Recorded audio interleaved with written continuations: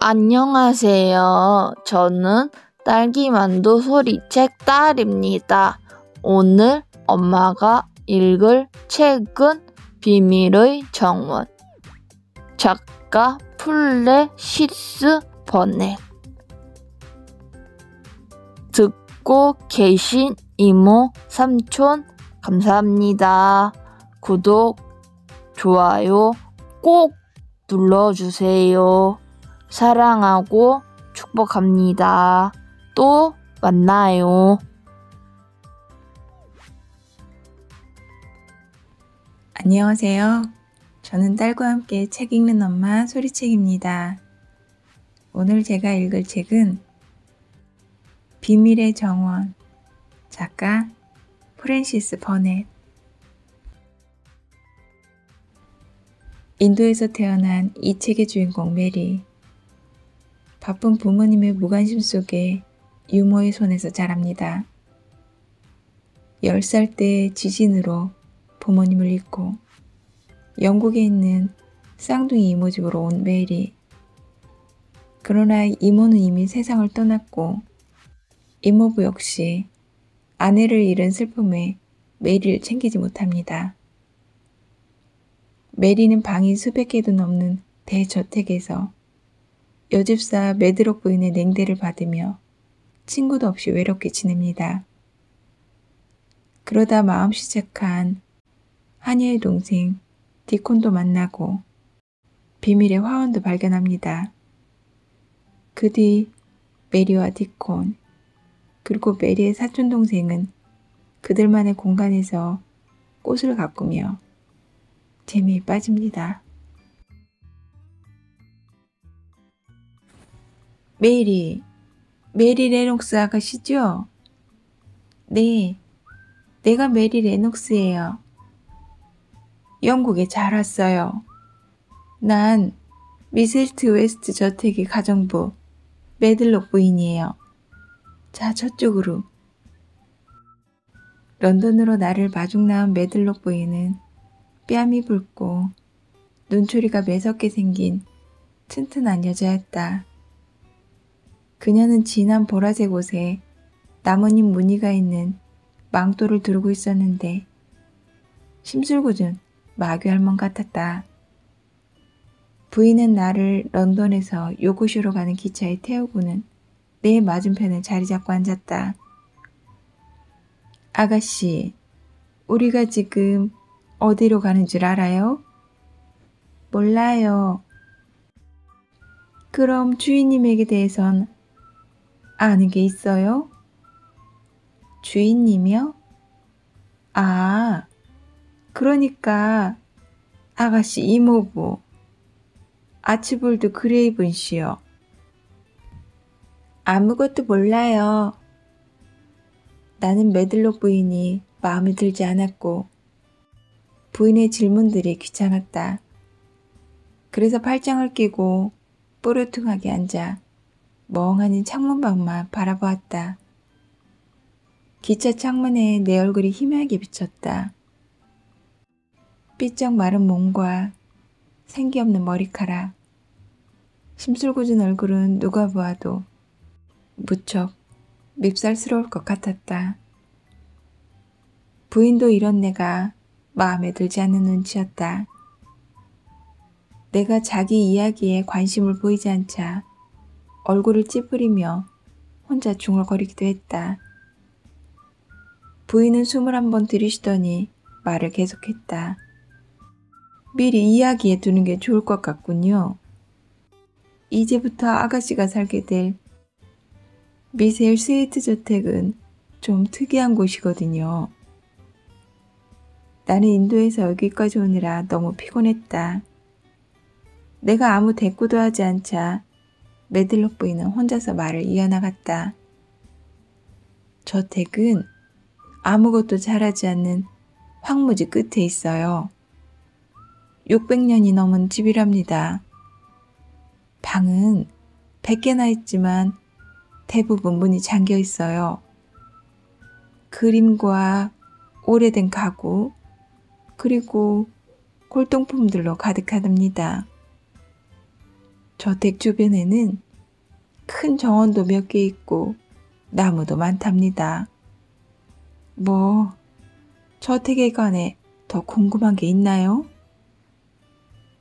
나는 어느새 내가 살게 될 저택에 관심이 생겼지만 시큰둥한 척 가만히 앉아 있었다. 메들록 부인은 잠시 머뭇거리다가 무엇인가 생각난 듯 다시 입을 열었다. 그리고 주인님의 등은 조금 굽었어요.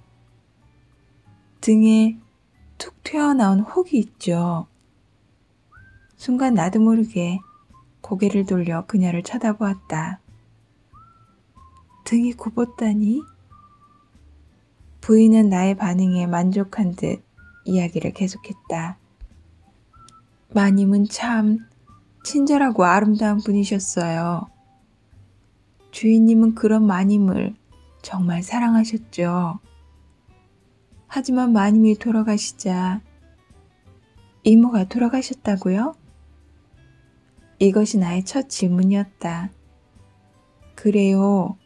마님은 돌아가셨어요. 그 주인님은 저택에서 혼자 시간을 보내시죠. 아무도 만나지 않고요. 아가씨도 만나지 않을 수 있어요. 나는 입을 삐쭉 내민 채 창밖을 내다보았다. 잿빛 하늘에서 어느덧 비가 내리고 있었다. 기차는 빗속을 계속 달렸다. 나는 창문을 타고 흘러내리는 빗줄기를 오랫동안 바라보다 스스로 잠이 들었다.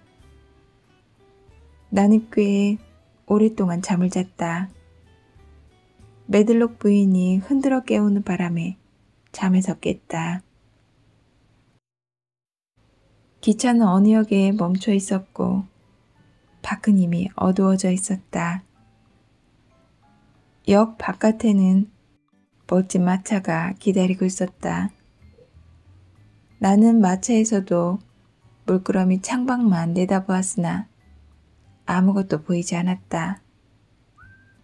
다만 바람이 불면 파도가 치는 듯한 이상한 소리가 들리곤 했다. 이번에는 내가 먼저 입을 열었다. 혹시 밖에 바다가 있는 건 아니죠? 아니요. 바다가 아니라 황무지예요.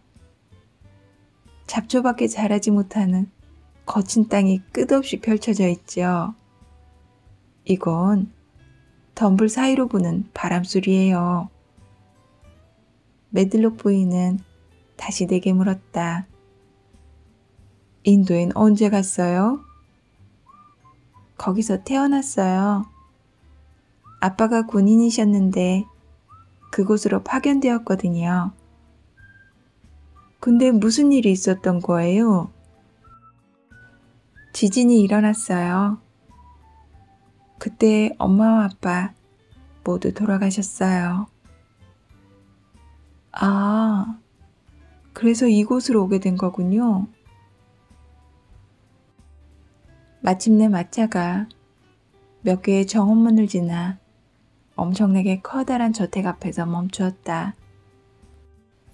집 안으로 들어가자 벽에 걸린 누군지 모를 초상화, 갑옷 입은 조각상들이 눈에 띄었다. 내가 여기저기를 두리번거리고 있을 때 부인이 따라오라고 손짓했다. 계단을 올라가 긴 복도 끝에 있는 방 안으로 들어갔다. 이 방이 아가씨가 머무를 곳이에요. 부인은 방을 나가려다가 뒤를 돌아보고는 힘주어 다시 말했다. 다른 곳엔 절대 가지 마세요. 잊으면 안 돼요. 듣기 싫은 잔소리. 나는 이렇게 미셸 스웨이트에서 첫날 밤을 맞이했다. 첫날부터 난 이곳이 싫었다. 메들록 부인도 마음에 들지 않았고 거친 황무지에 집이 있다는 것도 그랬다. 정말 모든 것이 엉망이었다. 다음날 아침 누군가가 벽난로에서 재를 긁어내는 소리에 잠이 깼다. 이 집 하녀인 것 같았다. 방 안은 온통 낡은 것들 뿐이었다. 나는 일어나서 창밖을 내다보았다. 나무 한 그루 보이지 않는 땅이 끝도 없이 펼쳐졌다. 마치 흐릿한 자줏빛 바다 같았다. 저게 황무지란 거야? 네, 맞아요. 마음에 드세요? 하녀는 웃으며 대답했다. 아니, 난 이곳이 싫어. 낯설어서 그러실 텐데 이제 곧 좋아지실 거예요. 나는 하녀의 곁으로 다가가 일하는 모습을 지켜보았다. 이제부터 네가 내 하녀야? 이름이 뭐니? 저는 마사라고 해요. 그럼 앞으로 내 옷은 네가 입혀주는 거야? 마사는 이상하다는 듯 나를 보며 물었다. 옷을 혼자 못 입으세요? 지금까지 한 번도 혼자 옷을 입어본 적이 없어. 그럼 지금부터 배우시면 돼요. 나는 화가 머리끝까지 났다. 인도에서는 상상할 수도 없는 일이었다. 마사는 지금까지 나를 보살펴준 하인들과는 너무도 달랐다. 나는 갑자기 외롭고 서러운 생각이 들어 울음을 터뜨렸다. 마사는 갑작스러운 내 울음에 당황한 듯 새 옷을 들고 와서 말했다. 미안해요, 아가씨. 오늘은 제가 입혀드릴게요. 그러니 울음을 그치세요.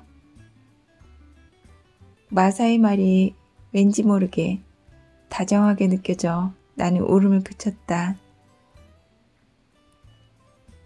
마사는 나에게 옷을 입혀주며 이런저런 이야기를 했는데 그중 가족 이야기가 가장 재미있었다.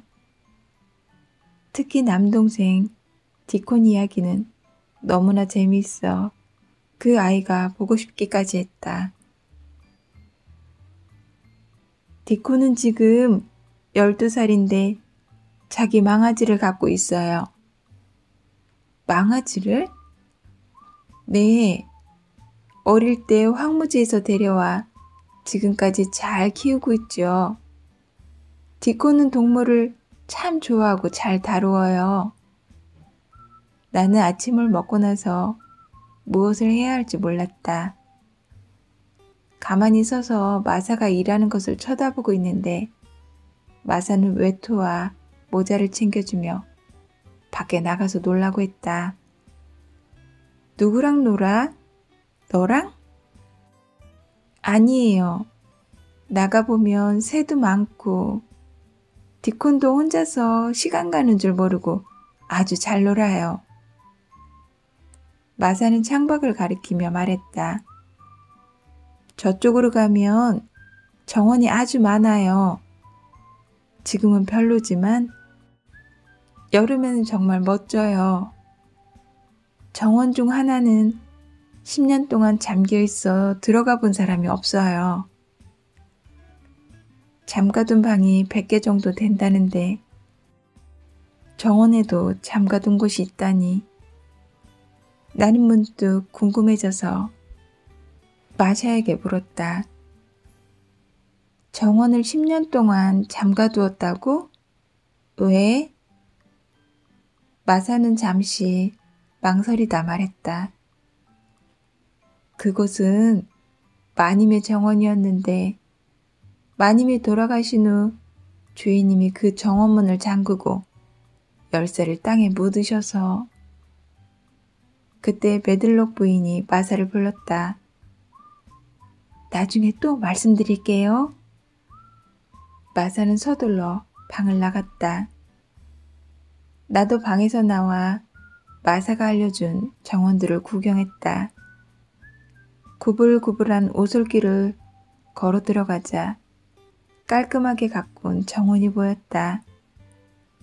커다란 연못 한가운데는 회색빛 분수대도 있었다.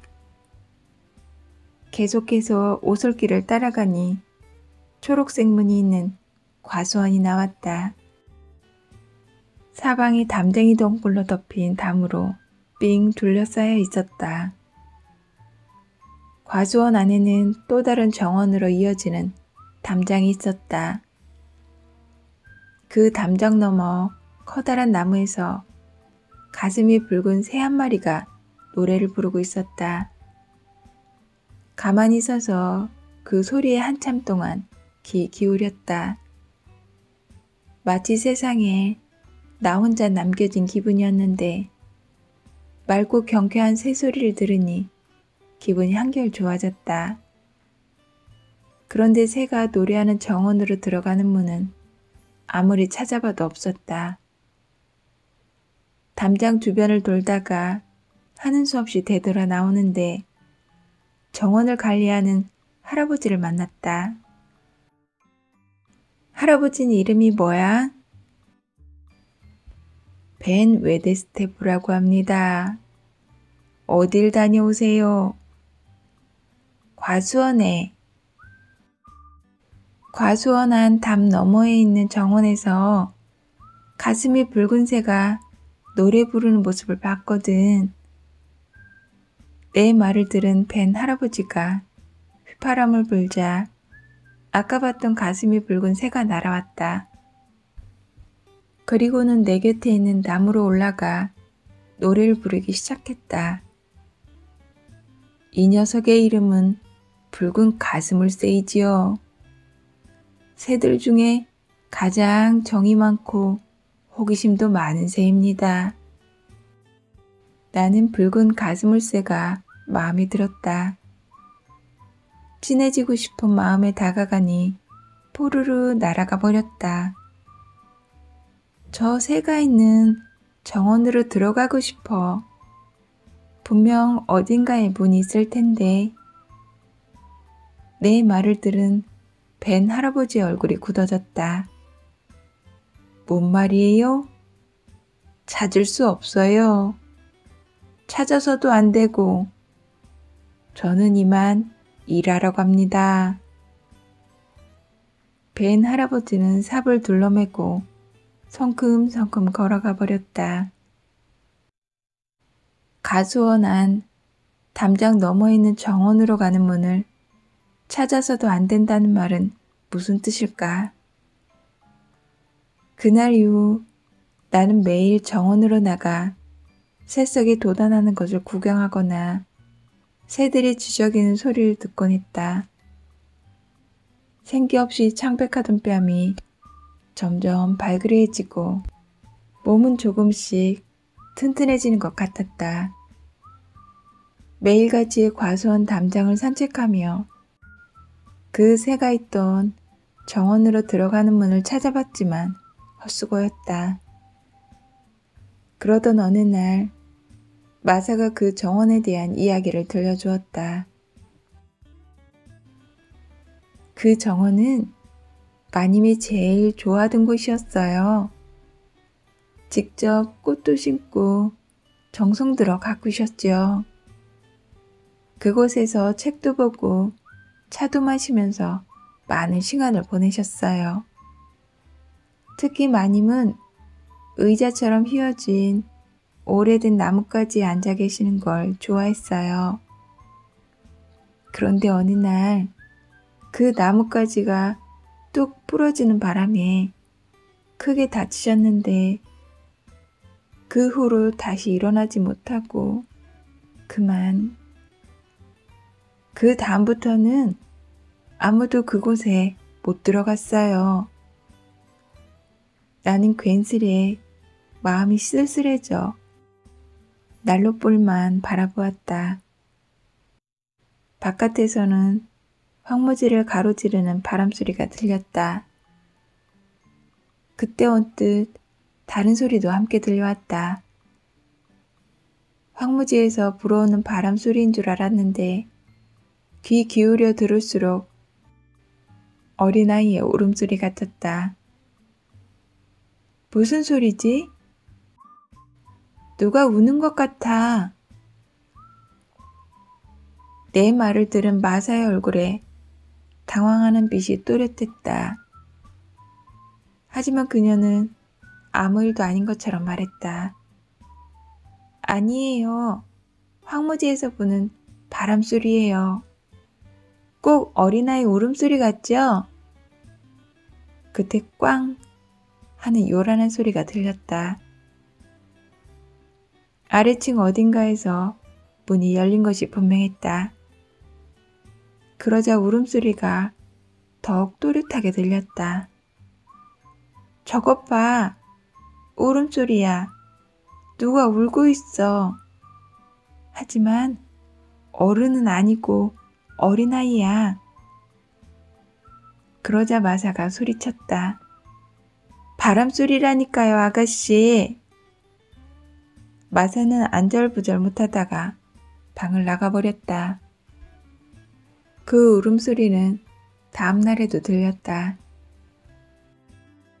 나는 문을 잠가 놓았다는 100개에 가까운 방이 생각나 한번 찾아보려고 복도로 나갔다.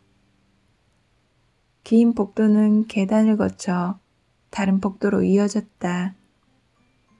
나는 소리가 나는 방을 찾으며 돌아다니다가 불행하게도 메들록 부인을 만났다. 여기서 뭐 하는 거예요? 내 방을 찾던 중이에요. 그런데 누가 우는 소리가 들려서 말이에요. 부인은 신경질적으로 나를 잡아 끌며 말했다. 울음소리라니요? 제발 여기저기 돌아다니지 말고 얌전히 방에 좀 있어요. 분명했다. 그건 어린아이의 울음소리였다. 며칠 후 밤사이 내리던 비가 그쳐서 나는 아침에 일어나자마자 정원으로 뛰어나갔다. 하늘은 유난히 맑고 파랗게 보였다. 정원에서는 벤 할아버지가 다른 정원사들과 함께 일하고 있었다. 메리 아가씨, 놀러 나오셨나요? 이제 봄이에요. 봄 향기가 나지요? 뭔가 상쾌하고 촉촉한 냄새 같은 게 나. 흙냄새예요. 곧 파릇파릇한 새싹이 돋아나는 걸 볼 수 있을 겁니다. 그게 자라면 뭐가 되는데? 이런 꽃, 저런 꽃들이 되지요. 그렇구나. 할아버지, 난 과수원에 가서 놀 테야. 아가씨 마음대로 하세요. 내가 오솔길을 따라 과수원에 다다랐을 때였다. 새가 쥐저기는 소리가 들렸다. 아, 너구나. 가슴이 붉은 새야. 새는 마치 나를 알아보는 듯 계속해서 내 주변을 맴돌며 지저귀었다. 그러던 새가 흙더미에 폴짝 내려앉았다. 그곳에는 두더지가 파놓은 듯한 구멍이 하나 있었다. 새는 먹이를 찾으려는지 구멍 속에 머리를 여러 번 넣었다가 빼곤 했다. 나도 새를 따라 구멍을 들여다보았다.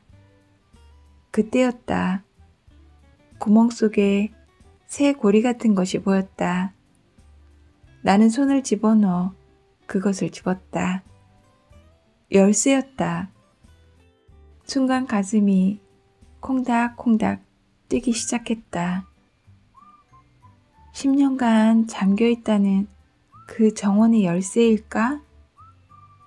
나는 열쇠를 오랫동안 바라보았다. 틀림없는 것 같았다. 이제 문만 찾으면 돼. 문을 찾아서 그곳을 나만의 비밀 정원으로 갖고 와야겠어. 나는 흥분된 마음을 가라앉히고 담쟁이 덩쿨로 덮인 담장에서 정원으로 들어가는 문을 찾았다. 아주 천천히 왔다 갔다 하며 자세히 살펴봤지만 문 같은 것은 흔적도 없었다. 다음 날에도 과수원으로 가서 문을 찾았다. 하지만 또 실패했다. 바로 그때 담쟁이 덩굴에 앉아 노래를 하는 새가 보였다. 너 거기 있었구나. 그곳으로 들어가는 문이 어디 있는지 알려주면 안 돼? 어제는 열쇠도 찾게 해주었잖아. 그러자 새는 마치 대답이라도 하는 듯 여기저기를 날아다니더니 담장 한 곳에 앉아 노래를 부르기 시작했다. 그때 정말 마법 같은 일이 벌어졌다. 갑자기 강한 바람이 휙 불어와 새가 앉아있는 담장 밑에 담쟁이 덩굴이 흔들렸는데 바로 그 아래에 무엇인가 얼핏 보였다. 나는 담쟁이 덩굴을 잡아 조심스레 들추었다. 녹슨 둥근 손잡이가 있었다. 나는 문이 드러날 때까지 담쟁이 덩굴을 옆으로 걷어냈다. 그리고는 열쇠를 문 손잡이 구멍에 넣었더니 딱 들어맞았다. 너무 떨려서 심장이 튀어나올 것만 같았다. 나는 주변을 둘러본 후 마음속으로 하나, 둘, 셋을 세고는 열쇠를 돌렸다. 뻑뻑해서 잘 돌아가진 않았다. 다시 두 손으로 열쇠를 잡고 힘주어 돌렸다. 찰칵 소리가 났다. 10년 동안이나 굳게 닫혀있던 문이 마침내 열린 것이다. 나는 두근거리는 마음으로 조심스레 안으로 들어가 천천히 정원을 둘러보았다. 곳곳에 제멋대로 뻗은 나뭇가지와 장미 덤불이 어지럽게 뒤엉켜 있었다. 10년이나 버려두었으니 당연한 일이다. 하지만 조용하고 평화롭고 신비로운 분위기였다. 오, 비밀의 정원이야. 나만의 비밀의 정원. 나는 정원 곳곳을 살폈다. 여기저기서 땅을 뚫고 봄을 맞이하는 연두빛 새싹들이 돋아나고 있었다. 꼬챙이 하나를 주워서 잡초와 마른 잔디를 뽑았다. 나는 시간 가는 줄 모르고 오후 늦게까지 정원을 가꾸었다. 다듬어진 정원을 보니 뿌듯했다. 집으로 돌아오자마자 마사에게 작은 삽 하나를 구해달라고 부탁했다. 마사는 고개를 갸우뚱거리며 물었다. 삽이요? 아가씨가 삽은 무엇에 쓰시려고요? 나는 조그만 정원을 가꾸고 싶다고 둘러댔다. 아직은 마사에게도 비밀의 정원에 대해 말할 수 없었다. 혹시나 이모부가 알면 난 이 집에서 쫓겨날 수도 있을 테니까. 그냥 심심해서 삽으로 작은 정원이라도 가꿔볼까 하고. 네, 좋은 생각이에요. 부탁하는 김에 꽃씨도 구할 수 있을까? 물론이죠.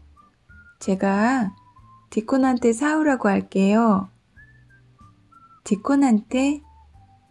디콘이 그걸 사면 어떻게 받아? 이리로 가져오라고 하면 되죠? 와, 그러면 드디어 디콘을 만날 수 있겠네. 이곳에 온 뒤로 즐거운 일이 선물처럼 생기는 것 같았다. 그것도 한꺼번에. 10년 동안이나 감춰진 정원을 발견한 것도 그랬지만 디콘을 만날 수 있다는 것도 무척 기대되는 일이다. 일주일 내내 밝고 따스한 햇살이 쏟아져 내렸다. 나는 날마다 비밀의 정원으로 가서 새싹들이 나오기 좋게 풀들을 뽑았다. 그곳에서 일하는 게 재밌고 좋았다. 그날도 비밀의 정원으로 가고 있을 때였다. 어디선가 나지막한 휘파람 소리 같은 게 들렸다. 소리가 나는 곳으로 가보니 머리카락이 붉은 남자아이가 나무에 기대 앉아 피리를 불고 있었다. 남자아이의 볼은 사과처럼 빨갛고 눈은 맑은 하늘처럼이나 파랬다.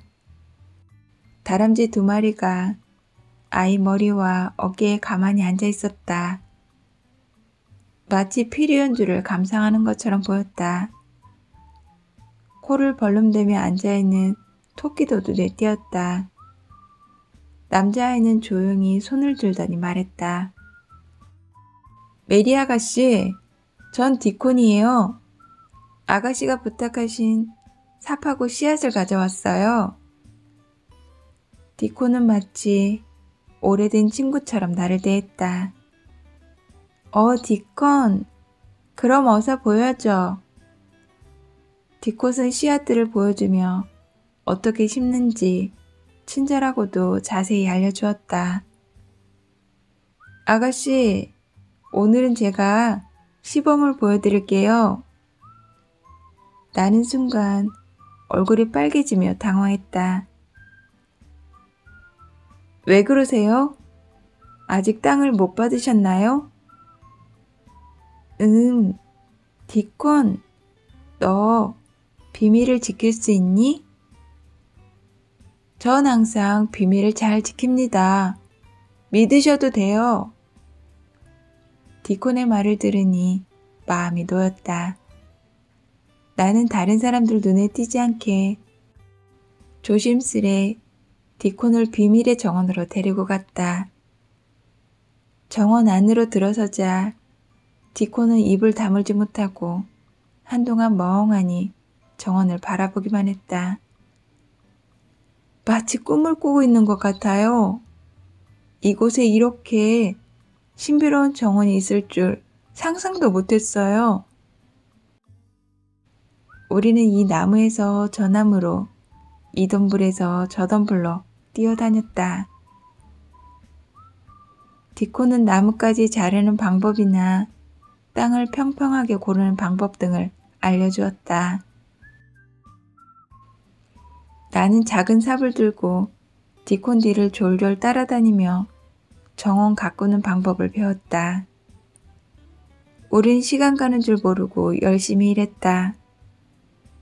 디콘, 내일도 도와줄 수 있니? 아가씨가 원한다면 그렇게 할게요. 저도 이렇게 보람찬 일을 하는 건 처음이에요. 깊이 잠든 정원을 깨우는 일 말이에요. 디콘, 넌 정말 좋은 애 같아.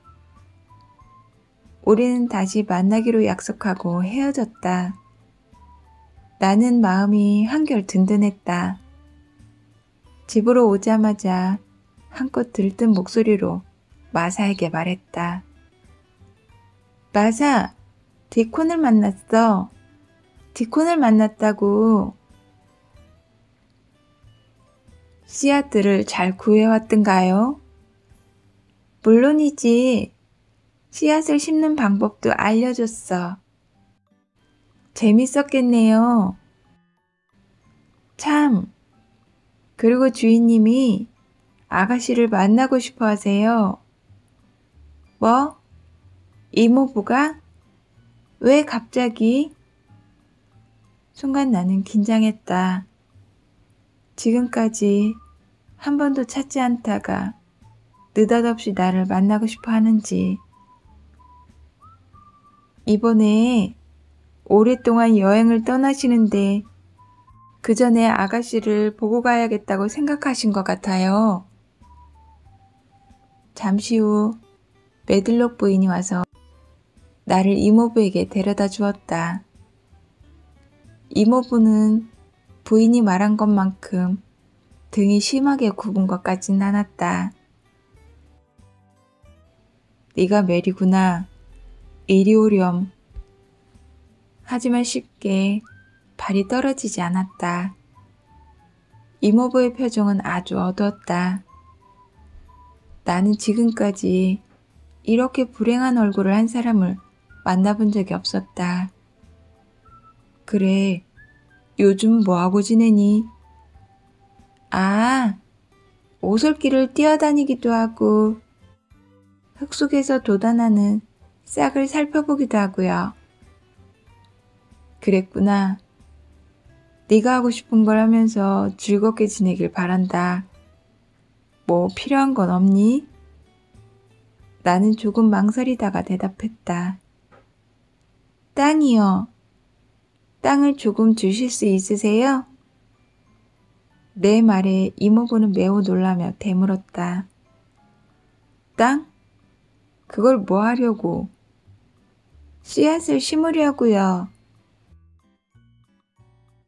이모부는 나를 한참 바라보더니 대답했다. 정원 가꾸는 걸 좋아하는구나. 네가 갖고 싶은 만큼 가지렴. 너는 그 사람과 닮은 것 같구나.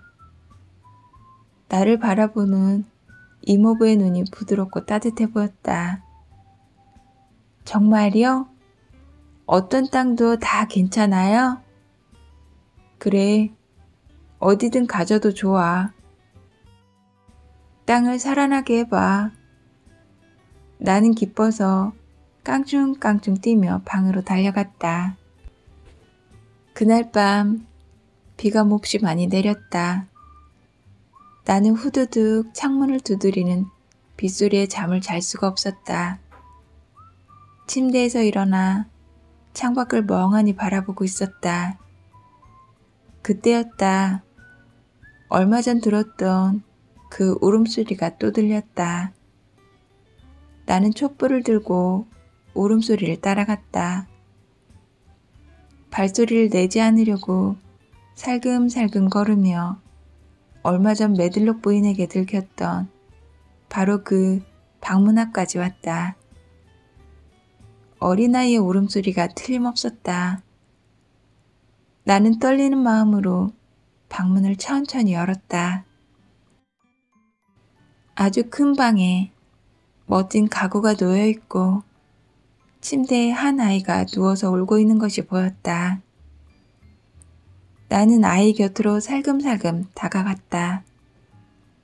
삐쩍 마르고 창백한 얼굴, 신경질적인 표정을 한 남자아이였다. 내가 불을 비추자 아이는 깜짝 놀라 몸을 반쯤 일으켜 앉았다. 그리고는 신경질적으로 소리쳤다. 너 누군데 내 허락도 없이 이 방에 들어와? 나는 지고 싶은 생각이 없어 덩달아 소리쳤다. 왜 소리는 지르고 난리야? 깜짝 놀랐잖아. 난 메리 레녹스야. 이 집 주인인 크레이븐 씨가 내 이모부고 그러는 넌 누구니?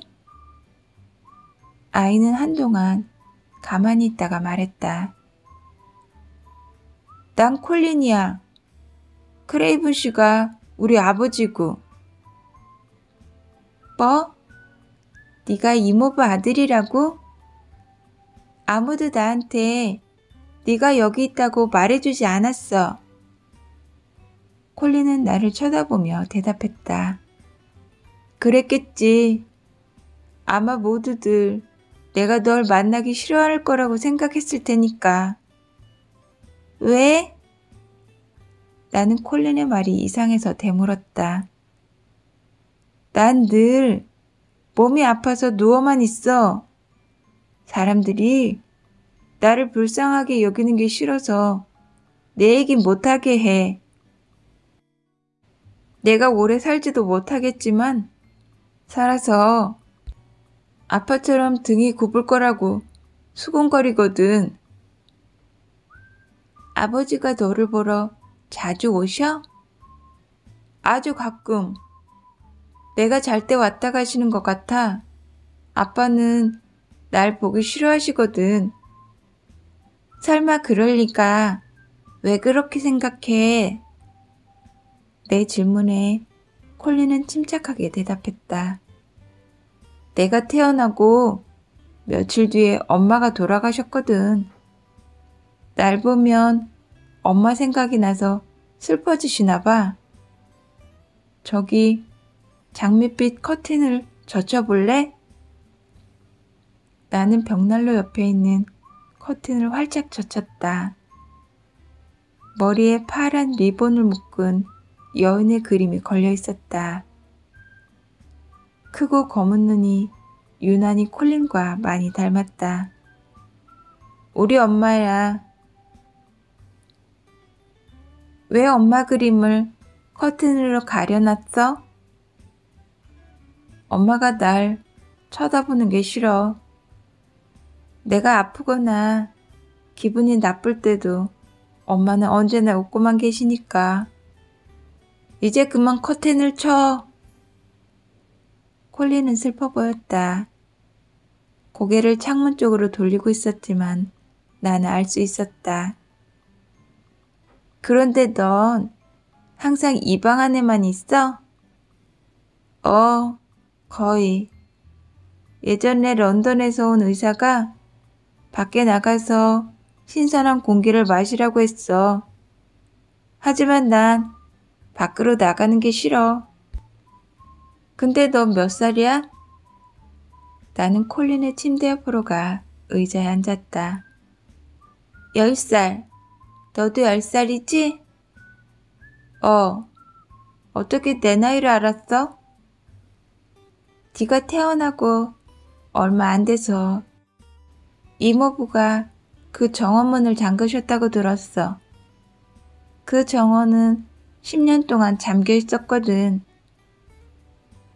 콜린은 내 말을 알아듣지 못했다. 도대체 무슨 말이야? 누가 정원을 잠갔는데? 아차, 정원 이야기는 하지 말았어야 했다. 콜린은 정원에 대해 호기심이 많은 것 같았다. 하지만 둘러댈 만한 적당한 말이 떠오르지 않았다. 10년 전에 이모부가 정원문을 잠그고 열쇠를 땅에 묻으셨대. 그래서 10년 동안 아무도 그 정원에 들어가 보지 못했나 봐. 정말? 아무도? 응, 그런 것 같아. 콜린에게는 미안했지만 내가 비밀의 정원 열쇠를 찾았다고 말할 수는 없었다. 비밀이 새어나가 나만의 정원에 무슨 일이 생길 수도 있으니까. 콜린은 잠시 생각하더니 이렇게 물었다. 너 그 정원을 보고 싶어? 물론이지. 그럼 내가 정원사들한테 열쇠를 찾아서 문을 열어두라고 할게. 안 돼. 그러지 마, 제발. 나는 나도 모르게 소리를 질렀다. 콜린은 그런 나를 이상한 표정으로 쳐다보았다. 너 방금 그 정원이 보고 싶다고 했잖아. 난 그곳을 비밀의 정원으로 만들고 싶어. 우리만 아는 비밀의 정원으로. 그런데 정원사들이 그곳을 알면 그렇게 할 수 없잖아. 그거 멋진 생각인걸? 나는 한 번도 비밀을 가져본 적이 없거든. 콜린은 묘한 표정을 지었다. 나는 콜린에게 디콘에 관해서도 이야기해 주었다. 디콘은 다람쥐나 새하고도 말할 수 있어. 그리고 황무지에 대해서도 모르는 게 없어. 와, 신기하다. 어떻게 그 넓고 무서운 황무지를 좋아하지? 아니야. 황무지는 아름다운 곳이야. 그곳에는 수많은 생명이 자라고 있어. 나무는 초록빛깔의 잎을 피우고 동물은 이곳저곳을 뛰어다니고. 그런데 내 말을 듣고 있던 콜린은 풀이 죽은 얼굴로 힘없이 말했다. 하지만 난 그곳에 갈 수 없잖아. 왜? 너도 갈 수 있어. 그곳에서 놀면 건강도 좋아질 거야. 나도 그랬거든. 아니야. 난 걷지도 못하지만 아마 황무지에 가면 죽을지도 몰라. 무슨 말이야. 걱정 마. 넌 죽지 않을 테니까. 하지만 콜린은 내 말을 쉽게 믿지 않았다. 그날 밤 나와 콜린은 시간 가는 줄 모르고 오랫동안 이야기를 나누었다. 이튿날 나는 마사를 보자마자 콜린을 만난 이야기를 했다. 마사는 눈이 휘둥그레지며 놀랐다. 아이고 아가씨, 메딜록 부인이 아시는 날엔 제가 말했다고 생각할 텐데 어쩌면 제 일자리를 잃을지도 몰라요. 나는 두려움에 가득 찬 마사를 안심시키기 위해 말했다. 걱정 마, 마사. 내가 잘 알아서 할게. 메딜록 부인한테는 콜린이 잘 말해줄 거야. 나는 그 후로 매일같이 콜린 방에 놀러 갔다. 일주일 내내 비가 내렸기 때문에 비밀의 정원에는 가지 않고 내가 살던 인도나 디콘 이야기를 콜린에게 주며 아주 재미있게 지냈다. 물론 비밀의 정원에 관해 이야기하는 것만큼은 조심했다. 그러던 어느 날 아침 하늘은 파랗게 기었고 눈부신 햇살이 폭포처럼 쏟아져 내렸다. 나는 창문 밖으로 머리를 내밀고 한껏 숨을 들이마시며 불어오는 봄바람을 쐬었다. 그리고는 재빨리 옷을 갈아입고 비밀의 정원으로 갔다. 정원이 어떻게 변해 있을지 너무나 궁금했다. 정원은 쏟아지는 햇살과 연두빛으로 가득 차 있었다. 정원 한편에 동물들과 함께 디콘이 있었다. 어머 디콘, 아주 일찍 왔네. 디콘은 환하게 웃으며 말했다. 오랜만에 아가씨, 잘 지내셨어요? 디콘은 막 돋아난 새로운 식물들을 보여주었다. 우리는 여기저기 뛰어다니면서 새순을 찾고 킁킁 코를 대고 냄새도 맡으면서 마음껏 놀았다. 그러다가 문득 콜린이 생각나서 나지막한 목소리로 디콘에게 물었다. 너도 콜린을 아니? 나 그 애를 만났어. 디콘은 놀라운 표정으로 고개를 끄덕거렸다. 콜린 도련님을 어떻게 만나셨어요? 나는 콜린과 있었던 일을 디콘에게 이야기했다. 디콘은 조용히 들어주었다. 그런데 콜린은 자기가 곧 죽거나 등에 혹이 튀어나올까봐 두려워하고 있어. 그래서 똑바로 앉으려고 하지도 않아. 아이고, 맨날 누워서 그런 나쁜 생각만 하고 계시면 안 될 텐데요. 디코는 새끼 여우의 목덜미를 쓸어주며 말했다. 도련님이 여기에 올 수 있으면 좋을 텐데 이 나무 밑에 그냥 누워있기만 해도 죽는다는 생각은 들지 않으실 거예요. 나도 그렇게 생각해. 의사도 콜린에게 신선한 공기를 쐬면 좋을 거라고 했대. 우리 콜린을 이곳으로 데려올 방법을 생각해보자. 네, 좋아요. 도련님이 나온다고만 하면 휠체어는 제가 책임질게요.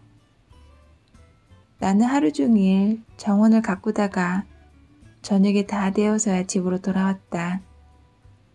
그런데 집안 분위기가 어딘지 이상했다. 마사가 잔뜩 겁먹은 표정으로 나를 찾았다.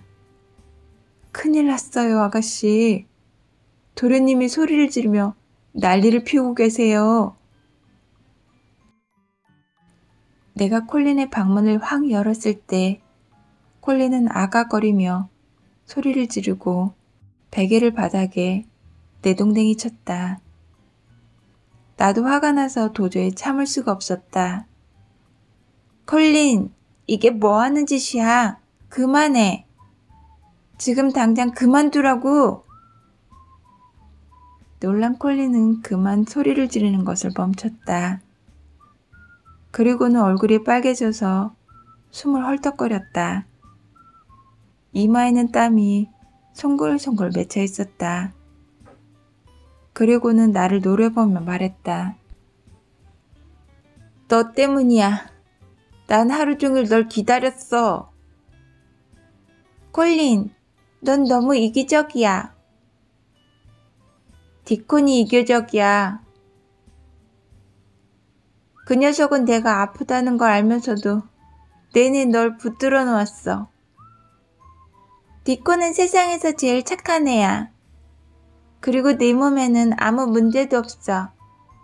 그런데도 네가 너무 이기적이기 때문에 소리를 질러대고 있는 거야. 우리는 서로에게 조금도 지지 않고 소리를 질렀다. 그때 갑자기 콜린이 고개를 숙이고는 눈물을 흘리며 훌쩍거렸다. 메리, 난 시간이 없어. 죽을 날이 머지 않았어. 정말 기가 막혔다. 콜린은 죽는 걸 너무 쉽게 얘기했다. 콜린, 넌 절대 안 죽어. 아니야. 너도 알잖아.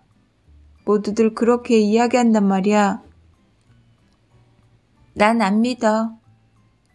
계속 그러면 이제 여기 안 올 거야. 콜린의 얼굴은 이미 눈물로 범벅이 되어 있었다. 그러다가 콜린은 무엇인가 결심한 듯 온몸을 부들부들 떨더니 소리를 버럭 질렀다. 혹이 만져졌다고. 그러니까 난 이제 등이 굽기 시작할 거고 얼마 안 있으면 죽을 거라고. 나는 깜짝 놀랐다. 진짜 콜린의 등에 혹이? 하지만 내 눈에 혹 같은 것은 보이지 않았다. 눈을 씻고 다시 봐도 마찬가지였다. 나는 마음을 가라앉히고 콜린을 달랬다. 콜린, 네 등에 혹 같은 건 없어. 엎드려봐. 있나 없나 내가 봐줄 테니까. 콜린은 천천히 옷옷을 올리고 침대에 엎드렸는데 등이 앙상한 나뭇가지처럼 야위었다. 이 바보야. 콩할 만한 혹도 없어. 너무 말라서 뼈마디가 튀어나온 걸 네가 만졌나 봐. 정말이야? 혹이 정말 없어? 없다니까. 네가 몸이 약한 건 맨날 침대에 누워있기 때문이라고. 콜린도 이제 좀 마음이 가라앉은 듯 한숨을 크게 내쉬고 말했다. 메리, 부탁이 있어. 뭐? 말해봐. 나 너랑 같이 밖에 나가보고 싶어. 디콘이랑 동물들도 보고 싶고 누가 내 휠체어를 밀어준다면 네가 말한 그 비밀의 정원도 찾아내 가보고 싶어. 알았어, 콜린. 디콘한테 네 휠체어 밀어달라고 부탁해볼게. 나는 콜린에게 정원에서 본 것들을 얘기해 주었다. 털이 복실복실한 새끼 여우와 되살아나기 시작한 나무와 꽃들 이야기를 들려주었다. 다음날 아침 나는 늦잠을 잤다. 마사가 와서 깨우지 않았다면 세상 모르고 하루 종일 잠만 잤을 것이다. 마사는 이불을 정리하면서 내게 말했다. 콜린 도련님이 아가씨를 찾아요. 나한테 메리한테 내가 와달라고 부탁한다고 하셨어요. 전 도련님이 누구한테 부탁한다라고 말씀하시는 걸 처음 들었어요. 그래? 그럼 오늘은 콜린한테 잠시 들렀다가 정원에 나가봐야겠어. 나는 바로 콜린 방으로 갔다. 콜린, 내가 돌아올 때까지 정원을 상상해봐. 너무 늦게 오지 않을 거야. 내가 오늘도 재미있는 정원 얘기를 들려줄게. 콜린의 표정은 밝았다. 잠시 후 내가 비밀의 정원에 도착했을 때 디코는 벌써 일을 하고 있었다. 정말 부지런했다. 오늘도 다른 날과 같이 디콘 주변에는 동물이 많았다. 디콘의 어깨 위에는 다람쥐가 아무렇지도 않게 앉아 있었다. 나는 디콘에게 콜린 이야기를 했다. 내 얘기를 듣고 나서 디콘이 걱정스러운 표정으로 말했다. 이러다 때를 놓치겠어요. 주변을 봐요. 세상은 온통 기쁨으로 가득 차 있어요. 저 새들의 노랫소리도 들어보세요. 이런 날 침대에 누워있는 것은 참 딱한 일이에요. 도련님을 이곳으로 어서 모셔와야 해요. 맞아. 나도 그렇게 생각하고 있어. 참 콜린이 너를 만나고 싶대. 저도 도련님을 만나 뵙고 싶어요. 나는 디콘과 함께 정원을 가꾸다가 점심을 먹기 전에 집으로 돌아와서 바로 콜린의 방으로 갔다. 내가 방에 들어서자 콜린이 코를 벌렁거리며 일어나 앉아서 말했다. 메리, 너한테 향기로운 냄새가 나. 무척 상쾌하고 달콤한 황무지에서 불어오는 바람 냄새일 거야. 아, 그렇구나. 오늘도 디콘이 동물들을 데리고 왔어?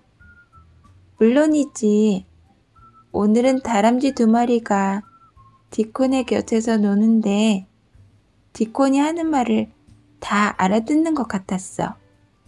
디콘이 그러는데 동물과 친구가 되면 우리가 하는 말도 다 알아듣는데 아, 나도 동물들과 친구가 되고 싶다.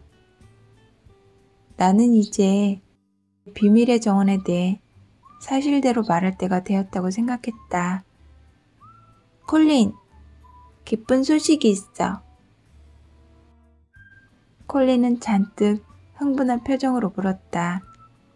기쁜 소식? 그게 뭐야? 어서 말해줘. 디콘이 내일 아침에 동물 친구들을 데리고 너한테 올 거야. 정말? 우와, 신난다. 그게 다가 아니야. 비밀의 정원 열쇠를 찾아서 그곳에 들어가 봤어. 사실은 몇 주 전에 그랬어. 우와, 그럼 나도 그곳에 데려다 줄 거지? 다음날 아침에 일어나자마자 나는 콜린 방으로 갔다. 그러고는 아무 말도 하지 않고 창문부터 활짝 열어젖혔다. 봐, 콜린. 봄이야. 진짜 봄이 왔다고. 눈을 감고 숨을 깊게 들이마셨다가 내쉬어봐. 어때? 몸 안에서 뭔가 움직이는 것 같아. 그동안 움직이지 않고 고여있기만 했던 게 그게 바로 봄 기운이야. 지금 봄 기운이 넘쳐 흐르거든. 콜린, 지금 밖에 누가 와 있는지 알아? 누구? 디콘이 동물을 데리고 왔어. 그럼 어서 들어오라고 해. 잠시 후 디콘이 들어왔다. 디콘은 가볍게 눈인사를 하며 자기가 안고 있던 새끼 양을 콜린의 무릎 위에 가만히 올려놓았다. 새끼 양은 콜린의 옷자락에 입을 비벼대며 옆구리를 살짝 들이받았다. 콜린은 몹시 간지러운 듯 깔깔거리며 말했다. 네 귀여운 녀석이 지금 뭐 하는 걸까? 디콘이 대답했다. 배가 고픈 거예요. 젖을 달라는 거죠. 디콘은 의자 앞에 무릎을 꿇고 앉더니 주머니에서 젖병을 꺼내 콜린에게 주었다. 이걸 이 녀석한테 물려보세요. 콜린은 디콘이 시키는 대로 했다. 새끼 양은 정신없이 젖병을 빨기 시작했다. 얘들아, 이것 봐. 배가 엄청 고팠나 봐. 이 녀석 이러다 내가 자기 엄마인 줄 아는 거 아니야? 콜린은 크게 웃었다. 나와 디콘도 따라 웃었다. 콜린은 무척 행복해 보였다. 콜린에게도 봄이 온 것이다. 봄. 나는 디콘과 함께 콜린을 데리고 정원에 나갈 계획을 세웠다. 무엇보다 사람들 눈에 띄지 않고 정원을 드나드는 것이 문제였다. 그러던 어느 날 구름 한 점 없이 하늘이 맑은 아침에 콜린은 정원사를 한 명 불러 마치 왕이라도 되는 것처럼 말했다. 나 오늘 오후에 휠체어를 타고 정원을 돌아볼 거야. 그때 내 근처에 아무도 얼씬거리지 못하게. 사람들이 날 쳐다보는 거 싫으니까. 정원사는 알겠다는 듯 고개를 끄덕이며 인사를 하고는 바로 방을 나갔다. 얼마 후 디콘은 하인의 도움을 받아 콜린을 휠체어에 태웠다. 디콘이 휠체어를 밀고 나는 그 옆에 서서 따라갔다. 밖으로 나가자마자 콜린은 여기저기를 두리번거리느라 정신이 없었다. 어디선가 부드럽게 불어오는 봄바람이 우리의 뺨을 스쳤을 때 내가 하늘을 보며 말했다. 자, 콜린, 저 높고 맑은 하늘을 보며 숨을 깊숙이 들이마셔봐. 콜린은 내 말대로 봄바람을 한껏 들이마셨다. 담쟁이 덩쿨이 뒤덮인 담을 따라 오솔길로 접어들자 콜린은 호기심 가득한 눈빛으로 말했다. 참 신비로운 곳이야. 마치 나한테 마법 같은 일이 일어난 것처럼. 이곳이 바로 비밀의 정원이야. 여기가 들어가는 문도 없는데 나는 늘어진 담쟁이 덩쿨을 들어 올렸다. 자, 어때? 여기가 문이야. 정원에 들어간 후 나는 얼른 문부터 닫았다. 콜린은 낯선 풍경에 놀란 듯 한동안 아무 말 없이 정원만 바라보았다. 그곳에는 연두빛 나뭇잎들이 따뜻한 햇빛을 머금고 있었다. 풀밭에서는 색색의 예쁜 꽃들이 피어나고 여기저기서 새들의 노랫소리가 들려왔다. 따사로운 봄 햇살이 나뭇잎 사이로 들어와 콜린의 얼굴에 닿자 온몸에 분홍빛이 감돌았다. 마침내 콜린이 기쁨에 가득 찬 얼굴로 외쳤다. 얘들아, 나 건강할 거야. 꼭 그럴 수 있을 것 같아. 디콘도 고개를 크게 끄덕이며 말했다. 그럼요. 도련님도 이곳을 돌아다니며 정원을 가꾸실 수 있을 거예요. 내가 돌아다닐 수 있다고? 나 혼자 정원도 가꾸면서? 디콘은 힘찬 말투로 대답했다. 도련님이 겁만 내지 않는다면요. 제가 생각하기에 도련님 다리는 좀 약해 보일 뿐이지 큰 문제는 없는 것 같거든요. 이날 오후는 세상에 있는 모든 것들이 콜린을 위해 한껏 멋을 부린 것 같았다. 모든 게 아름답고 눈부셨다. 나는 이렇게 아름답고 신비로운 초록빛 세상 속에서 우리에게 마법 같은 일이 벌어지길 마음속으로 간절히 빌었다. 그때였다. 콜린이 담 너머를 가리켰다. 저 사람 누구야? 나와 디콘도 고개를 돌렸다. 벤 할아버지였다. 할아버지는 돌처럼 굳은 표정으로 담장 위에서 우리를 내려다보고 있었다. 그러고는 담장에서 훌쩍 뛰어내려 우리 쪽으로 성큼성큼 다가왔다. 할아버지는 화난 목소리로 내게 물었다. 아가씨, 대체 여긴 어떻게 들어왔습니까? 새가 알려줬어. 가슴이 붉은 새가. 지금 농담하시나요? 여기 들어오면. 손을 휘저으며 소리치던 벤 할아버지가 갑자기 놀란 표정으로 말끝을 흐렸다. 콜린을 본 것이다. 혹시 콜린 도련님? 아니, 도련님이 어떻게 여기에? 맞아, 나를 안 해? 알다마다요. 근데 등이... 콜린은 몸을 돌려 자기 등을 보여주며 말했다. 등? 내 등은 이렇게 멀쩡해. 벤 할아버지는 넋이 나간 표정이었다. 그럼 다리도 괜찮으신 겁니까? 내 다리가 좀 가늘지? 하지만 그렇다고 큰 문제가 있는 건 아니야. 디콘, 나 좀 도와줄래? 디콘이 바로 달려가 옆에 서자 콜린은 천천히 발을 땅에 디디고는 다리에 힘을 주며 디콘의 도움을 받아 일어섰다. 똑바로 서자 콜린의 팔과 다리는 곧고 반듯했다. 봐, 보라고. 나 아무렇지도 않지? 네, 아무렇지도 않습니다.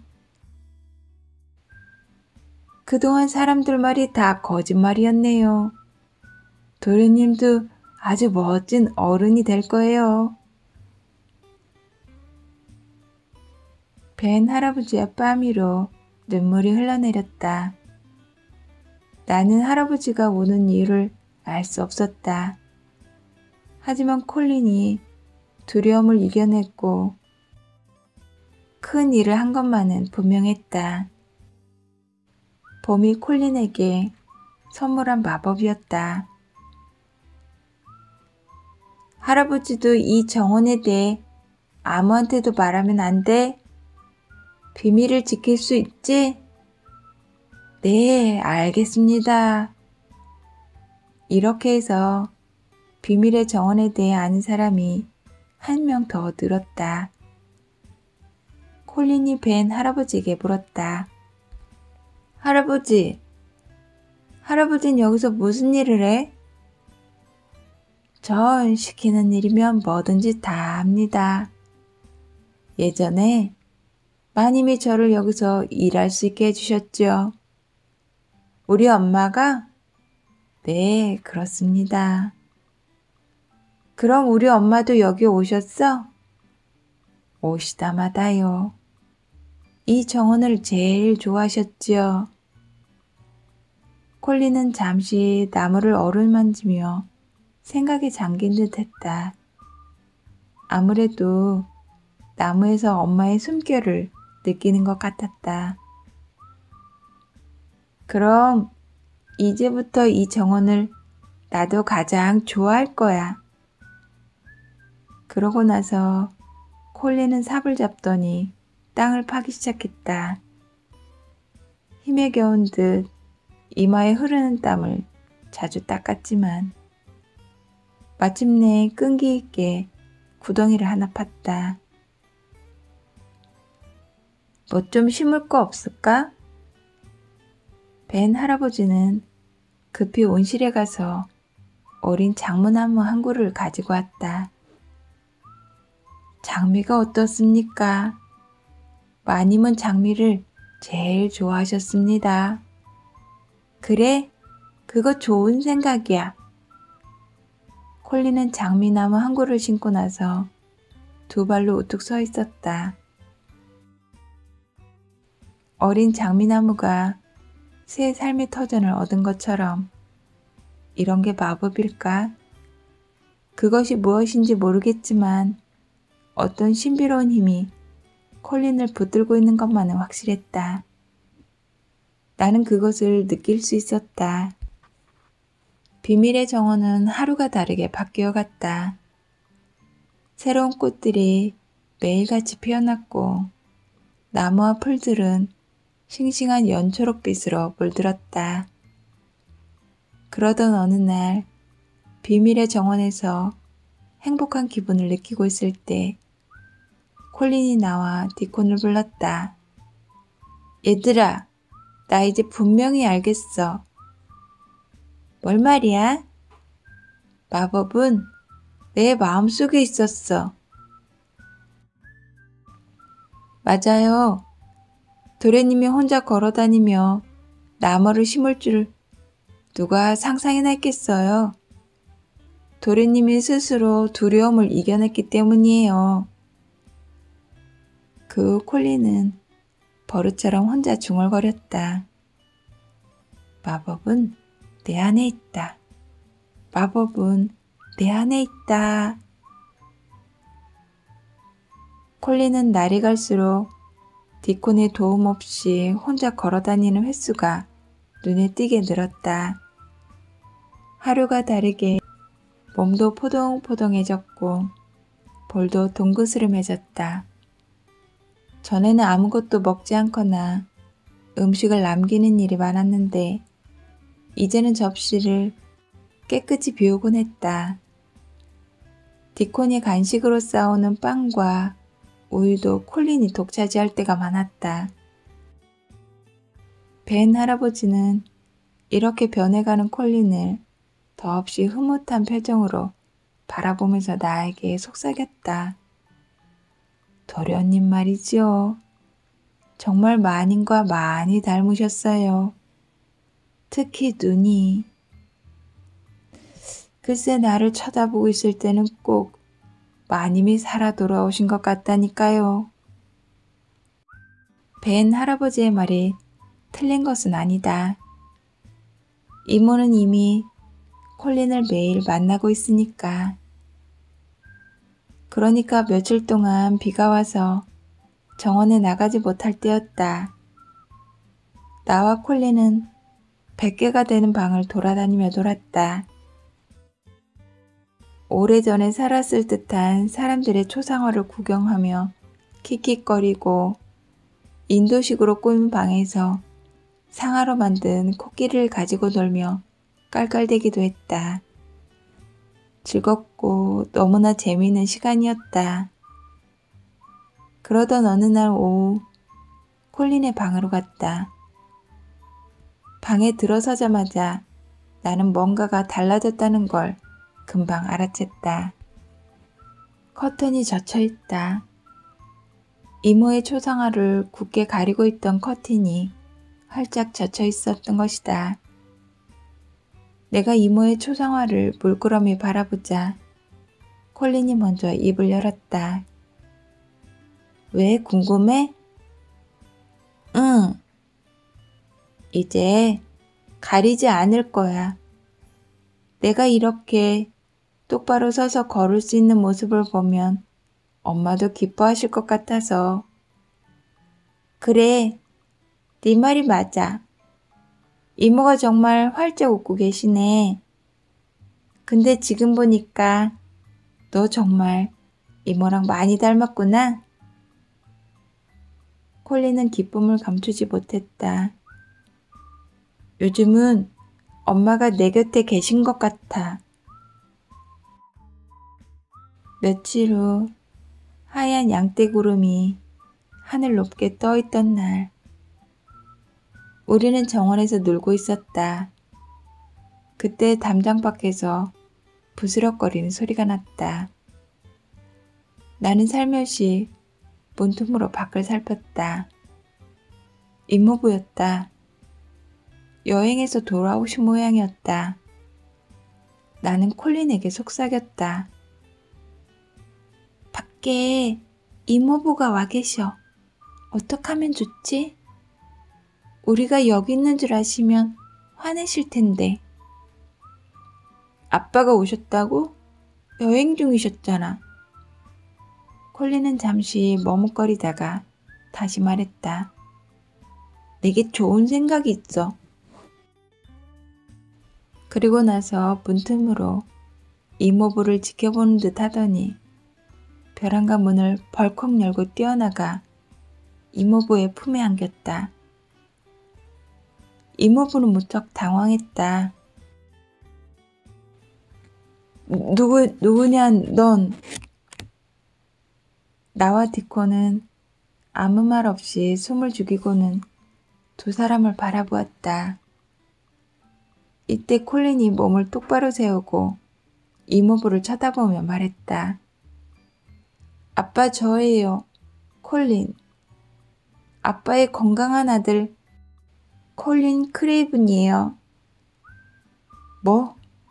콜린이라고? 이모부는 콜린의 뺨을 쓰다듬으며 말했다. 그래, 내 아들 콜린이구나. 네가 이렇게 멀쩡히 서 있다니 도대체 어찌 된 일이냐? 아빠한테 설명 좀 해다오. 콜린은 이모부의 손을 잡고 정원으로 들어왔다. 여기에요. 정원이 저를 이렇게 만들었어요. 메리와 디콘, 그리고 저 동물들도 저에게 큰 힘이 되어주었어요. 모두 마법이에요. 마법. 이모부는 콜린을 힘껏 껴안았다. 정말 감동적인 순간이었다. 그랬구나. 그런데 정말 신기한 일이구나. 나는 이 정원의 나무들이 모두 죽었을 거라고 생각했단다. 근데 아빠, 왜 갑자기 돌아오셨어요? 여행이 재미없으셨어요? 그게 말이다. 마법 같은 일이 나한테도 일어났지 뭐냐. 여행 중에 잠깐 잠이 들었는데 꿈속에 네 엄마가 나타나서 나 정원에 있어요. 어서 이리로 와요. 하더구나. 꿈이라 하기엔 엄마 목소리가 너무 생생했거든.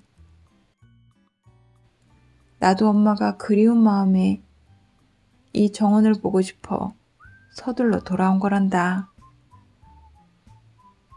모두들 한동안 말이 없었다. 콜린의 배에서 꼬르륵 소리가 날 때까지 그랬다. 아빠, 배고파요. 그래, 가서 밥 먹자꾸나. 모두들 어서 같이 가자. 콜린은 이모부의 손을 꼭 잡고 씩씩하게 걸었다. 나와 디콘이 뒤따라갔다. 두 사람은 무슨 얘기를 하는지 계속해서 깔깔거렸다. 휠체어는 더 이상 필요하지 않았다. 이 모습을 본 미셸 스웨이트 저택 하인들은 너무 놀라서 입을 다물지 못했다. 특히 매들록 부인은 눈이 휘둥그레져서 곧 까무러칠 것 같은 모습이었다. 콜린과 이모부의 뒷모습을 보다가 나는 문득 엄마 아빠 생각이 나서 하늘을 쳐다보았다. 그리웠다.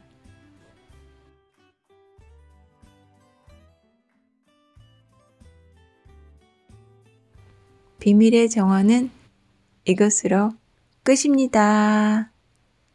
고맙습니다.